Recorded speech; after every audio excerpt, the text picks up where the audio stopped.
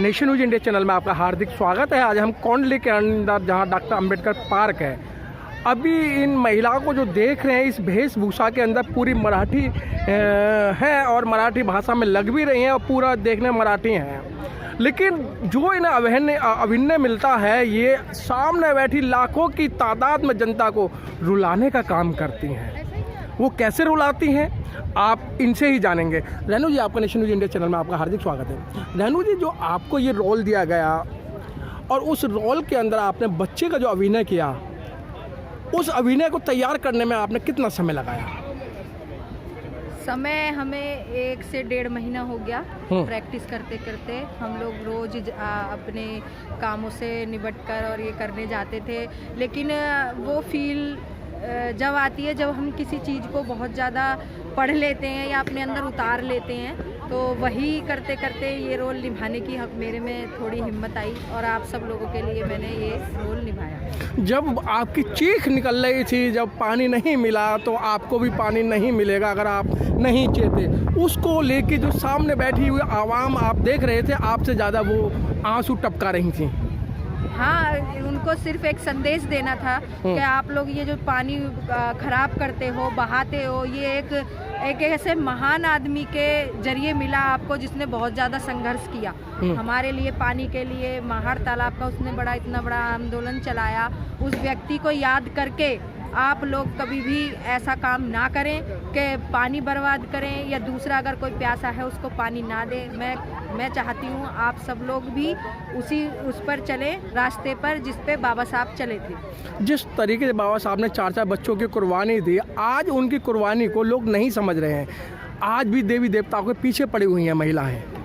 अब ये तो मैं नहीं कह सकती, जिसकी जैसी सोच होती है, किसी की छोटी सोच होती है, किसी की बड़ी होती है। बाबा साहब को अगर ये लोग पढ़ लें, बाबा साहब को अगर पढ़ लें तो फिर ये सब में नहीं जाएंगे। इनको सिर्फ सब पता सब है, लेकिन ये जो है उसको मानने को तैयार नहीं, इसीलिए ये लोग अभी मंदिरों के ही चक्कर लगा रहे हैं। तो रेनू जी, आपका जो अभिनय है और जो आपने यहाँ रोल अदा किया, उसको देखते हुए जैसे बच्चे का था और पहले आप जब बच्चा एक्सपायर हो जाता है और जब आपके हस्बैंड यानी डॉक्टर अंबेडकर जब मीटिंग में जाते हैं, उस मीटिंग का जो एक दृश्य था कि आप बहुत चिल्ला के आपने बाबा साहब को जाने का मौका दिया।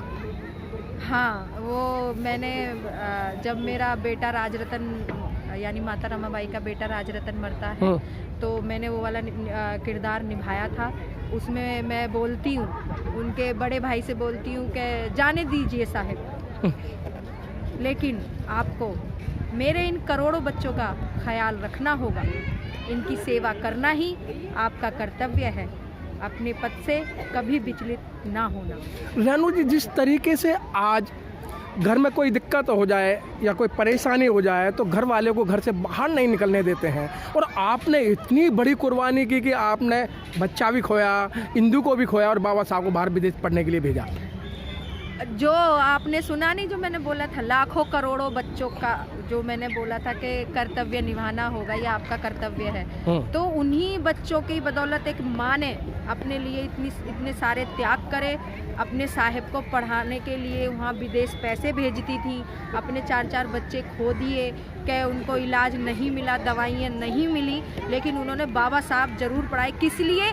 कि वो हम जैसे बिल्कुल बुद्धिहीन बच्चों को अपने बाबा साहब के जरिए, अपने पति के जरिए हमें कुछ काबिल बना सके।